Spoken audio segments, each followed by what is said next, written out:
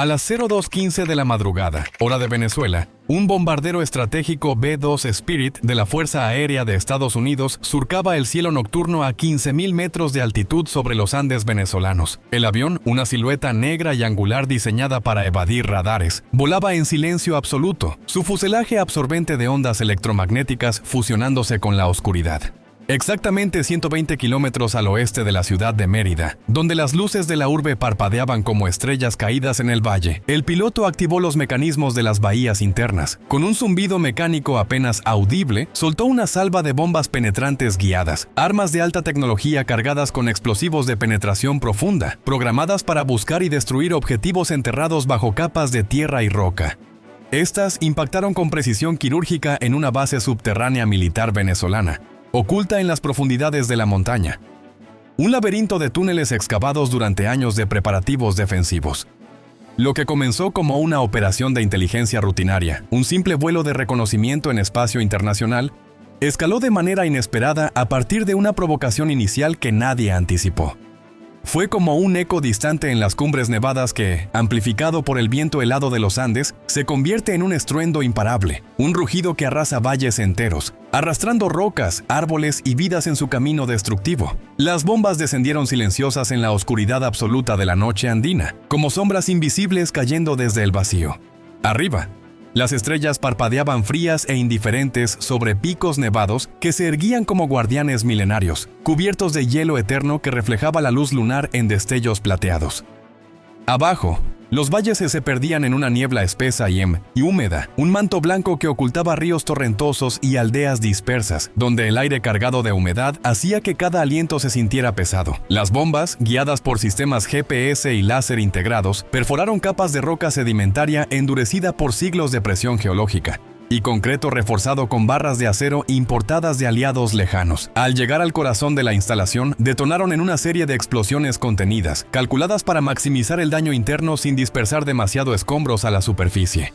Los túneles colapsaron en una cascada de polvo y fragmentos, cavernas artificiales implosionando sobre sí mismas, aplastando equipos electrónicos y suministros almacenados. Las ondas de choque se propagaron como ondas en un estanque subterráneo, enviando temblores que se sintieron como un sismo leve en los pueblos cercanos. En esas aldeas humildes, construidas con materiales simples como adobe y techos de teja rojiza, la gente se despertaba confundida en sus camas improvisadas, envueltos en mantas tejidas a mano por generaciones pasadas. Madres abrazaban a sus hijos llorosos mientras los ancianos murmuraban oraciones antiguas, convencidos de que un terremoto natural, común en esta zona sísmica, sacudía las fundaciones de sus hogares. Las vigas de madera crujían con protestas agudas, el suelo parecía rugir desde las entrañas de la tierra, y algunos animales, cabras y perros, huían despavoridos hacia los bosques oscuros. Familias enteras salían a la calle en pijama raído, congregándose en plazas empedradas, mirando al cielo con temor ancestral, sin imaginar que el verdadero origen no era un capricho de la naturaleza, sino un conflicto humano enterrado mucho más profundo, en un mundo de secretos militares donde la geopolítica se entretejía con la ambición y el error. Presta atención ahora, porque lo que sucedió en los siguientes 4 minutos y 51 segundos no solo cambió el destino de esa base y sus 180 efectivos militares, quienes esa noche realizaban turnos rutinarios bajo la presión de un ejercicio simulado, con guardias somnolientos patrullando pasillos tenuemente iluminados por luces de emergencia que parpadeaban con un zumbido constante, y técnicos monitoreando pantallas verdes en salas claustrofóbicas donde ventiladores industriales zumbaban incesantemente para combatir el frío subterráneo que calaba hasta los huesos, haciendo que cada movimiento se sintiera entumecido y lento. Sino que desencadenó una respuesta aérea estadounidense tan precisa, coordinada y abrumadora que Venezuela perdería alrededor de $2.100 millones en activos militares subterráneos y de inteligencia críticos. Además, se vería reducida en un 55% su capacidad de almacenamiento estratégico para municiones, combustible y datos clasificados. Todo en menos de 11 horas de operaciones intensivas y quirúrgicas. Estos ataques no fueron caóticos, fueron meticulosos, dejando cráteres en las montañas como heridas abiertas en la tierra firme, con bordes irregulares donde la roca expuesta humeaba bajo la luna, y documentos clasificados, Mapas encriptados, planes operativos y listas de agentes, dispersos entre escombros humeantes, algunos flotando en el viento nocturno antes de caer en barrancos profundos. Rocas del tamaño de autos rodaban laderas abajo hacia ríos helados que serpenteaban por los valles, arrastrando los restos metálicos y humanos hacia el olvido, donde las corrientes frías los enterrarían en sedimentos fluviales, ocultando para siempre las evidencias de una noche fatídica. Para entender completamente cómo llegamos a este punto de no retorno, hay que retroceder un poco más de lo habitual, más allá de los eventos inmediatos, adentrándonos en las capas históricas y personales que tejieron esta trama. Esta no fue una explosión aislada, un incidente fortuito en la vastedad andina. Fue el clímax inevitable de una cadena de suposiciones erróneas que se acumularon como capas de nieve en una avalancha inminente. Fallos técnicos inexplicables que se manifestaron en momentos críticos como grietas en un glaciar, interpretaciones paranoicas alimentadas por años de tensiones geopolíticas que se habían cocinado a fuego lento en negociaciones secretas fallidas en foros internacionales, discursos inflamados en asambleas nacionales donde líderes avivaban el fuego del aislamiento, con palabras cargadas de resentimiento histórico y llamadas a la resistencia inquebrantable contra imperialismos extranjeros, y una histeria colectiva que permeaba las filas militares, exacerbada por rumores de espionaje y traiciones internas. Todo esto llevó al comandante venezolano a cometer el error más costoso y humillante de su carrera militar: ordenar iluminar con radar un bombardero estadounidense que no representaba una amenaza inmediata, no había violado el espacio aéreo soberano, ni mostrado la menor intención hostil más allá de su presencia rutinaria en patrullas que se realizaban desde hacía décadas para monitorear actividades en regiones montañosas remotas, donde narcotráfico, guerrilla y extracción ilegal se entremezclaban con intereses estratégicos. ¿Cómo alguien llega a creer que esto es una buena idea? Especialmente cuando el adversario posee aeronaves furtivas que pueden atacar desde distancias seguras, con una precisión que parece mágica, guiada por satélites y algoritmos de inteligencia artificial. Pues déjame contarte paso a paso, con todos los detalles que revelan la fragilidad humana en medio de instalaciones ocultas bajo toneladas de roca que crujen con el frío nocturno, expandiéndose y contrayéndose como un organismo vivo. La historia es alucinante en su irracionalidad, con momentos donde el orgullo nacional choca con la realidad tecnológica. La presión jerárquica nubla el juicio incluso de los más experimentados oficiales, y decisiones tomadas en segundos reverberan en consecuencias que duran generaciones. Este desastre no surgió de la nada, como un rayo en cielo despejado. Sus raíces se hunden más profundo, en tensiones acumuladas durante meses de actividades subterráneas que se solapaban en una región ya de por sí volátil como los Andes venezolanos, con sus picos imponentes que separan naciones y climas, donde el oxígeno escasea y las tormentas pueden surgir en minutos. Allí, disputas por recursos minerales vitales, oro, coltán y litio extraídos de minas cercanas que sostenían la economía tambaleante del país, con trabajadores locales arriesgando vidas en pozos inestables por salarios mínimos. Se entretejían con bases ocultas que cruzaban zonas sensibles, a menudo invadiendo territorios ancestrales de comunidades indígenas como los Wayuu o los Pemón, quienes observaban desde las alturas con creciente preocupación por su tierra sagrada, viendo cómo excavadoras militares alteraban ríos y bosques que habían sido su sustento por siglos. Ejercicios militares rozaban los límites de la provocación mutua entre naciones, con una historia de desconfianza que se remontaba a décadas de sanciones económicas impuestas por Washington, intervenciones encubiertas en la región y discursos inflamados en cumbres latinoamericanas donde se denunciaba neocolonialismo yanqui.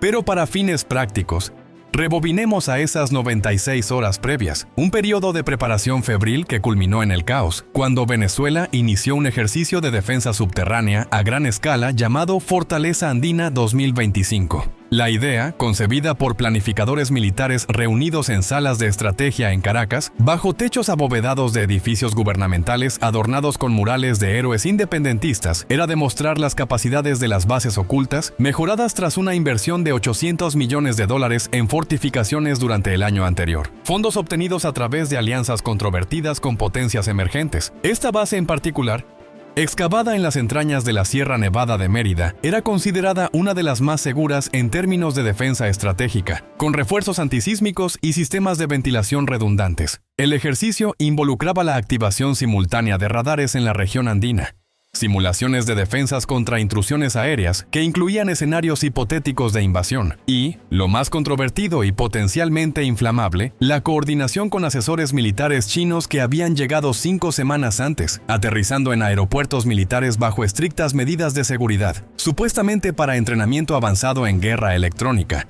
pero que Estados Unidos sospechaba estaban recopilando inteligencia sobre patrones de operación de aeronaves estadounidenses en las zonas montañosas, analizando rutas de vuelo y firmas radar para informes que volverían a Beijing. Aquí radica el primer error grave, una falla en la comunicación que se convertiría en el primer dominó de la cadena. Venezuela notificó a la comunidad internacional sobre el ejercicio a través de canales diplomáticos estándar, enviando cables cifrados a embajadas en Caracas y notificaciones a organizaciones como la OEA y la ONU. Pero el mensaje fue vago e impreciso respecto al alcance geográfico exacto. No especificaba si los radares se limitarían a fronteras internas o se extenderían a corredores aéreos compartidos, y la duración precisa, omitiendo horarios detallados de activación y desactivación. Esta ambigüedad creó un terreno peligroso, un vacío interpretativo que invitaba a malentendidos. ¿Se limitaría estrictamente al territorio venezolano? ¿O los radares rastrearían activamente aeronaves en espacio internacional adyacente, potencialmente violando normas de aviación civil?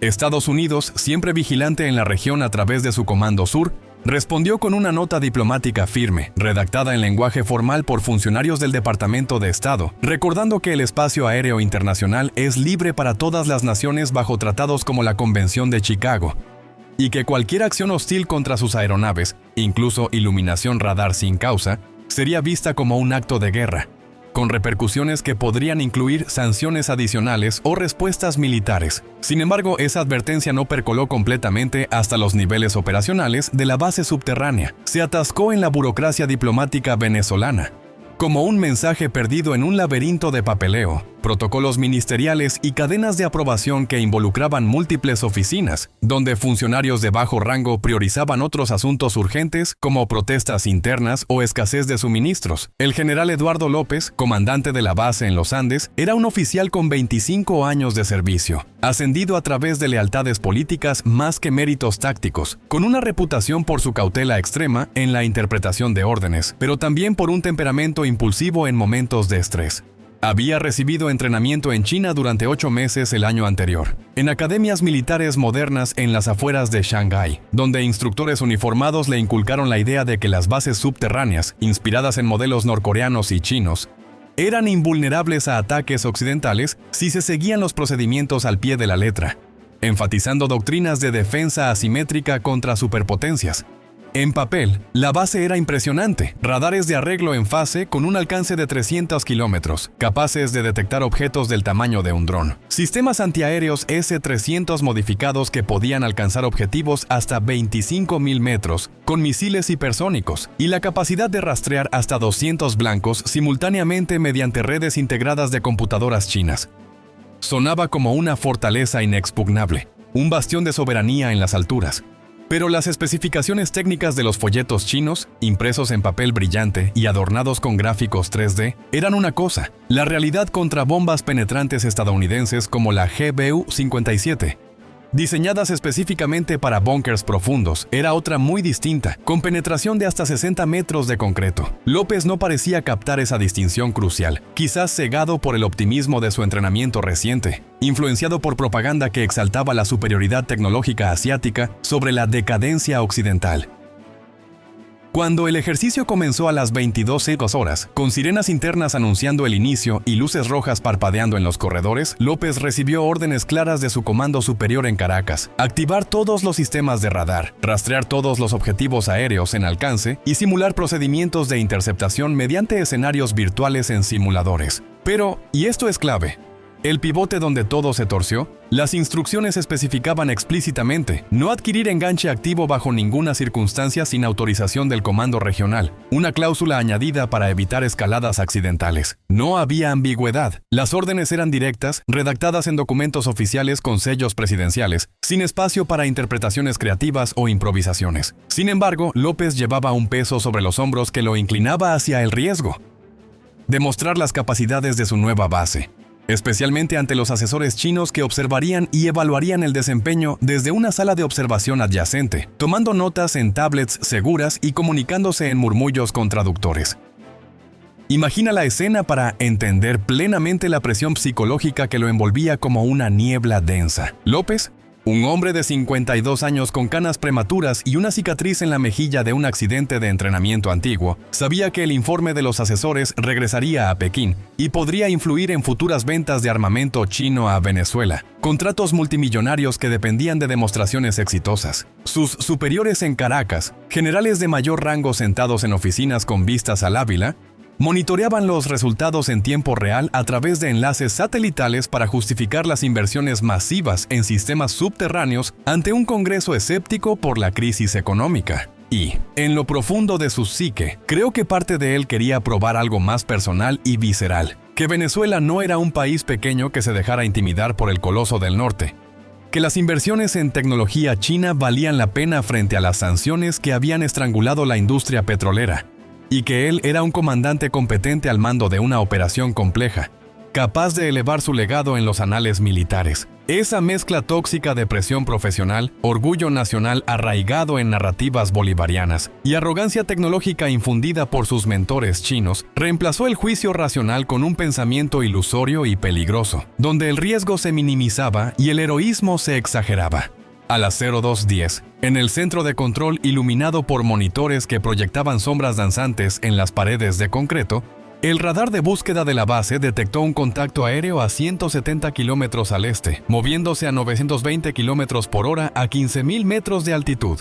Una velocidad constante que sugería un vuelo estable. El sistema, calibrado con software chino actualizado, identificó automáticamente el perfil como consistente con un bombardero de combate, basado en velocidad, altitud, patrones de vuelo y características de retorno de radar que coincidían con bases de datos de inteligencia. La sargento María González, una operadora de radar de 28 años en turno desde las 20s, con ojos cansados por horas de vigilancia pero voz firme entrenada en protocolos, reportó el contacto a López.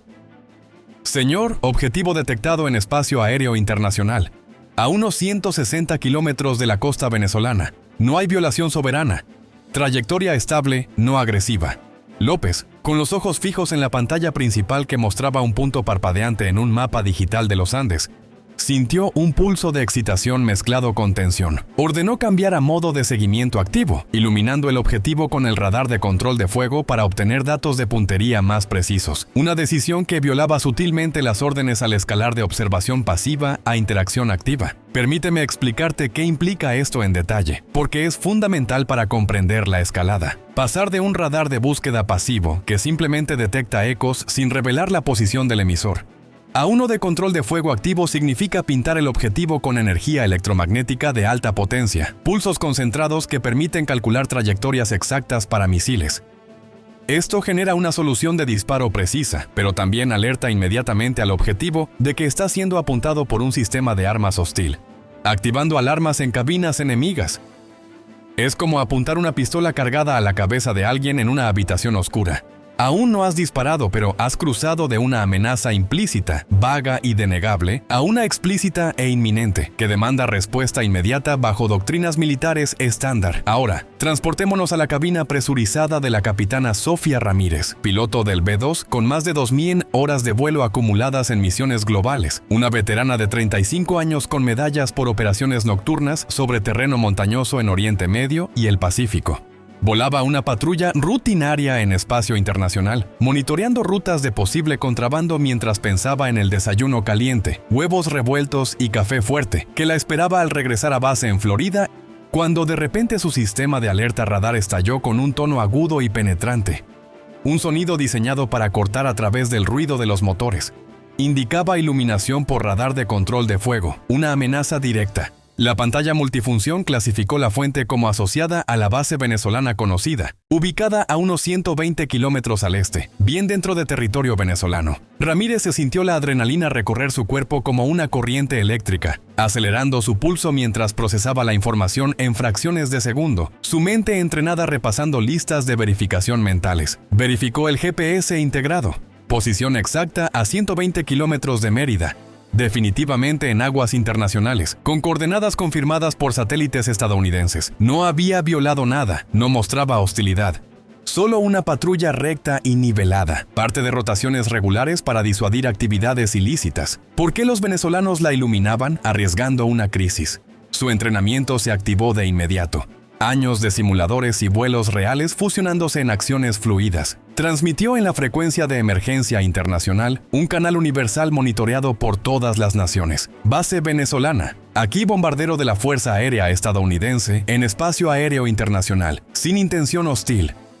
Solicito cese en iluminación de radar inmediatamente para evitar malentendidos. Al mismo tiempo, activó las contramedidas electrónicas del B-2, sistemas avanzados que generaron interferencia en bandas específicas para degradar el radar enemigo, emitiendo ruido electrónico que confundía señales, y lanzó una salva de tiras metálicas eyectadas en nubes densas que crean ecos falsos en el radar, multiplicando objetivos fantasma para saturar sistemas adversarios.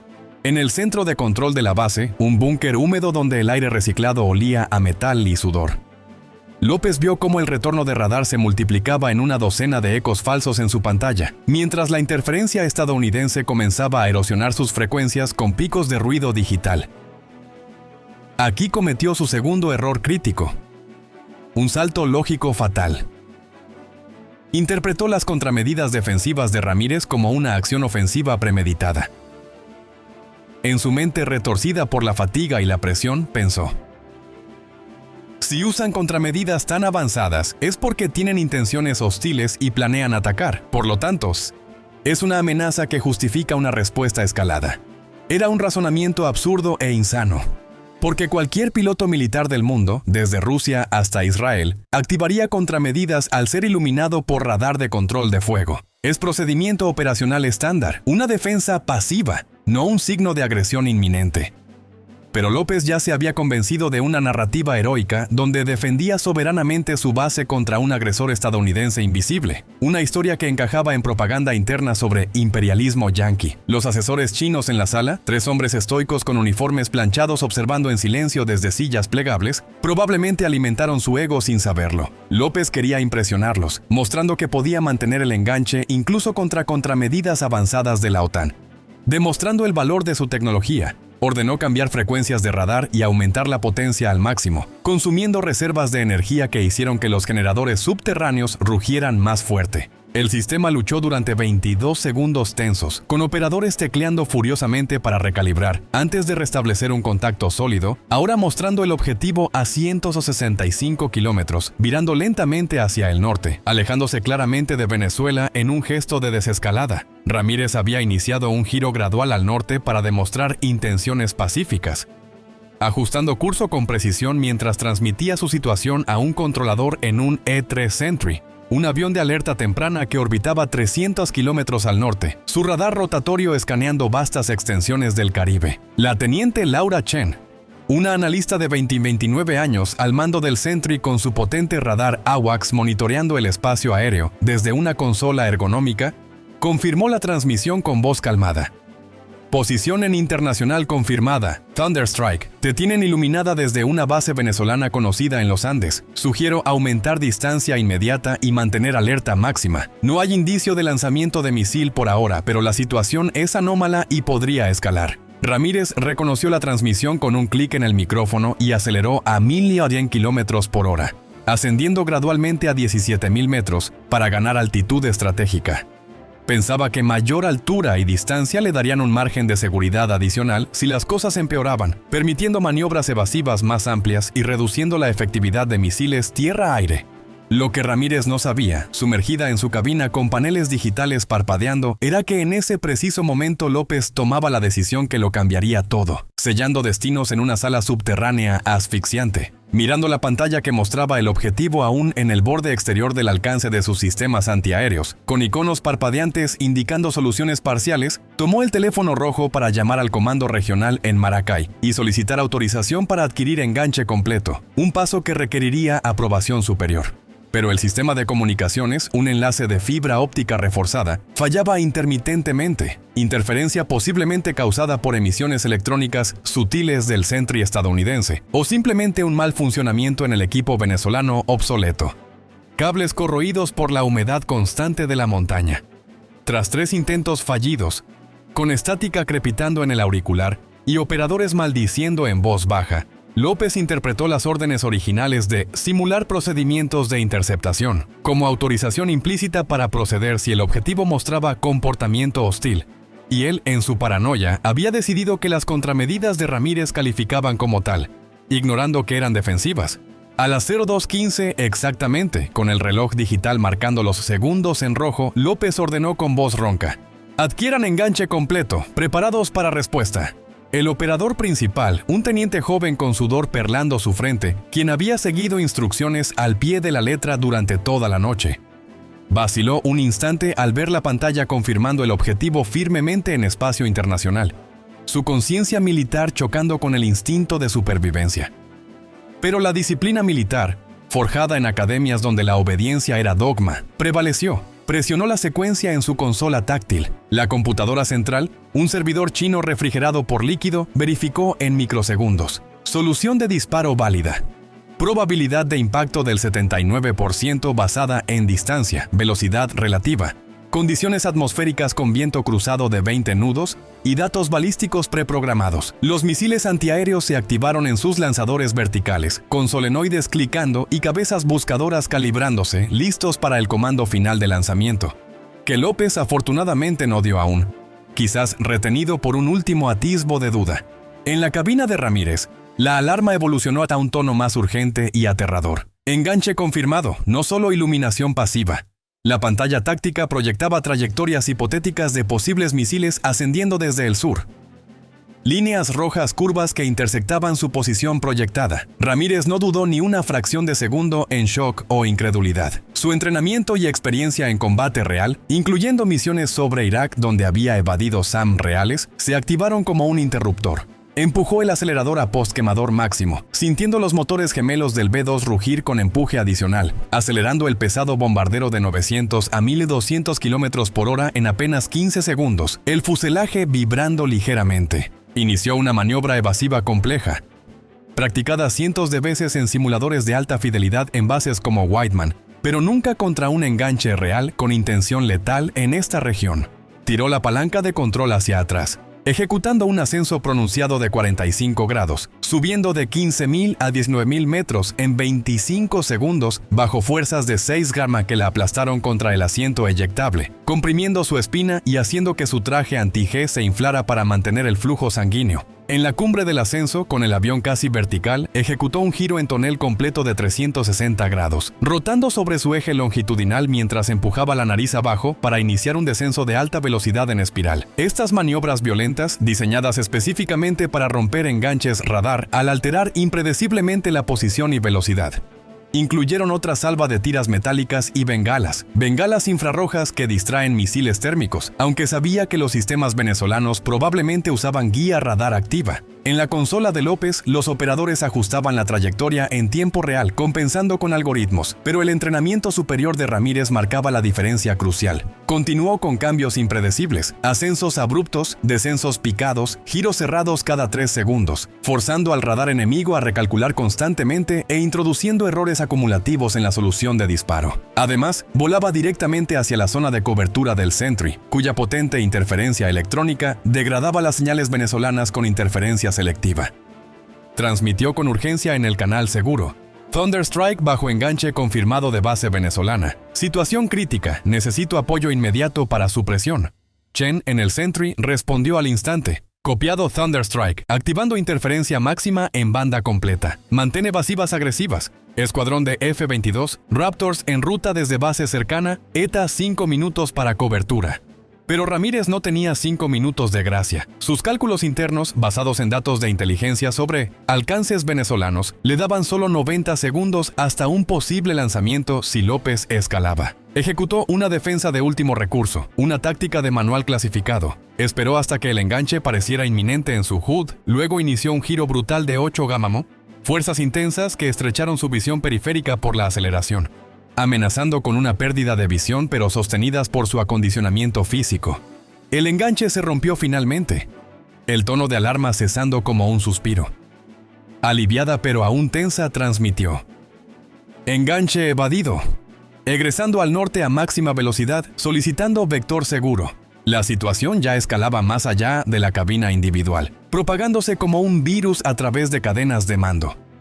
El Sentry transmitió una alerta prioritaria al Pentágono en apenas 40 segundos, vía enlaces satelitales encriptados. En una sala de operaciones segura en Virginia, iluminada por pantallas gigantes, un general de 4 estrellas leyó el informe flash en su tablet. Bombardero B-2 bajo enganche venezolano confirmado en espacio internacional. Evasión exitosa, sin disparos detectados, pero amenaza inminente. Su respuesta fue inmediata y cortante. Eleven esto al presidente ahora mismo. Preparen opciones de respuesta proporcional, incluyendo strikes quirúrgicos.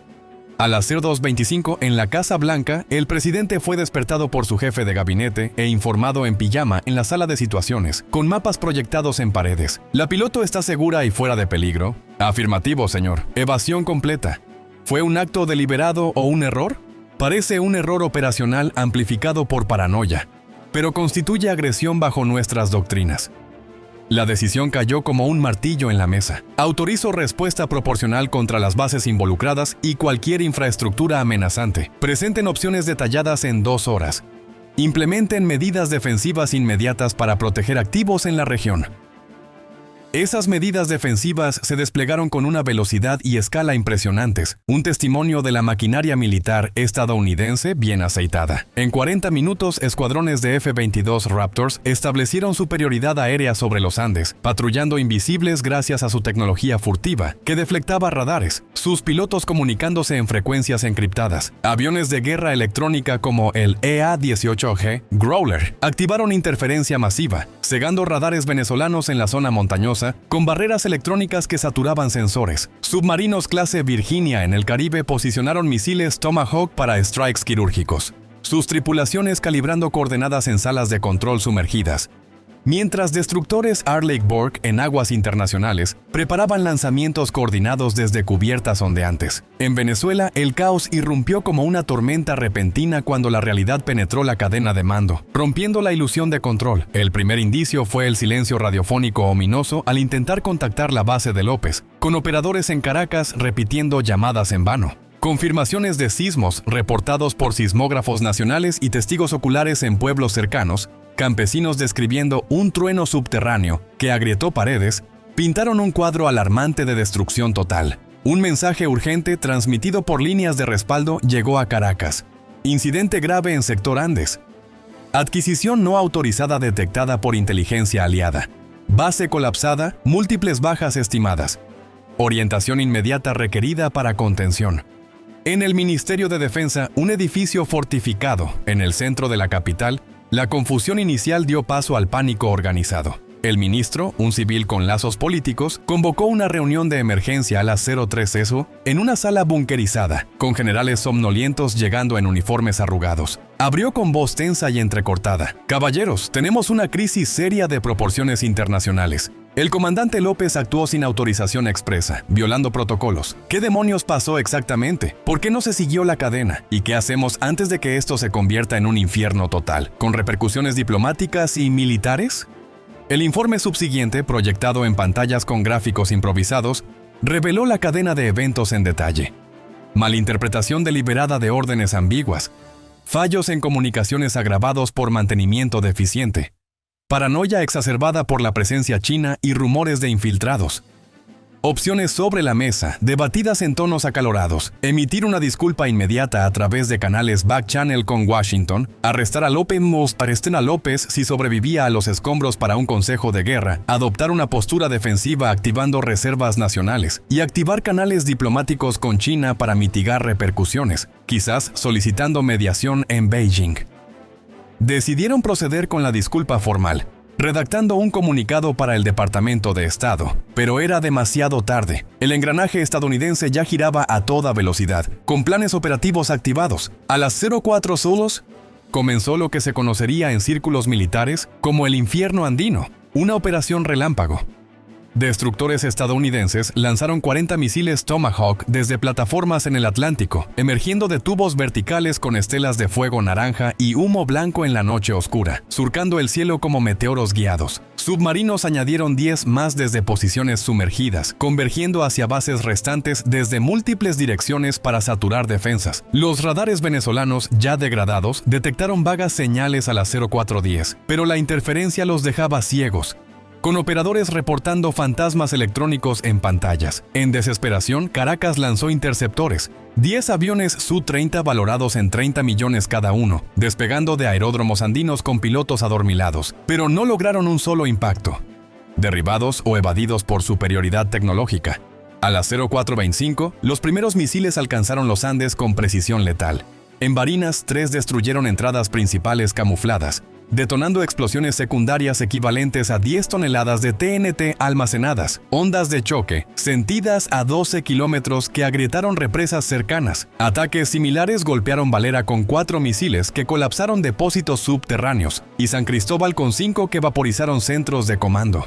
En una hora frenética, múltiples bases subterráneas quedaron destruidas, representando pérdidas inmediatas de $1.400 millones en infraestructura. Los ataques se extendieron a radares periféricos en cumbres, centros de comando regionales y depósitos estratégicos de petróleo militar. Para la 05SO, 40 misiles habían impactado, con 37 éxitos confirmados por satélites de reconocimiento. 3 fallaron, 2 por mal funcionamiento raro en guiado, 1 derribado por pura suerte venezolana con artillería antiaérea improvisada. El daño total, 2.000 millones en activos directos, sin contar los costos de reconstrucción que se extenderían por décadas, agravados por inflación rampante, sanciones internacionales endurecidas y la pérdida de confianza en aliados. Pero el impacto no se limitó a lo militar, reverberó en la sociedad civil como un terremoto social. En los pueblos andinos, familias evacuaban hogares agrietados por las ondas de choque, cargando niños y pertenencias en mulas por senderos empinados, mientras rumores de invasión plena se esparcían como fuego en seco por redes sociales y radios locales. En Caracas, protestas espontáneas surgieron al amanecer en plazas como la Bolívar, con ciudadanos exigiendo respuestas sobre cómo un ejercicio rutinario había escalado a esto, coreando eslóganes contra la incompetencia militar y demandando transparencia. Diplomáticos venezolanos en la ONU, en Nueva York, preparaban denuncias de agresión ante el Consejo de Seguridad, alegando violación de soberanía, pero la evidencia de la provocación inicial, registros de radar capturados por inteligencia estadounidense, transmisiones grabadas y análisis forenses, ya circulaba en canales de inteligencia aliados, pintando a López como el catalizador solitario de una catástrofe evitable. Un chivo expiatorio perfecto para ambos lados. En el Pentágono, en salas de informes posteriores con aroma a café fuerte, el presidente revisaba informes posteriores en una conferencia segura. Operación completada con precisión quirúrgica, sin bajas visibles confirmadas en reportes iniciales. Mensaje de disuasión enviado efectivamente. Era el fin de una noche que alteró el equilibrio geopolítico en la región, desplazando alianzas y exacerbando divisiones, recordándonos cómo un error humano, amplificado por tecnología defectuosa, tensiones acumuladas y egos inflados, puede desatar fuerzas incontrolables que repasan mapas y vidas por generaciones. No olvides suscribirte al canal, activar la campanita para no perderte las notificaciones y dejar un like para apoyar el contenido. Gracias por ver.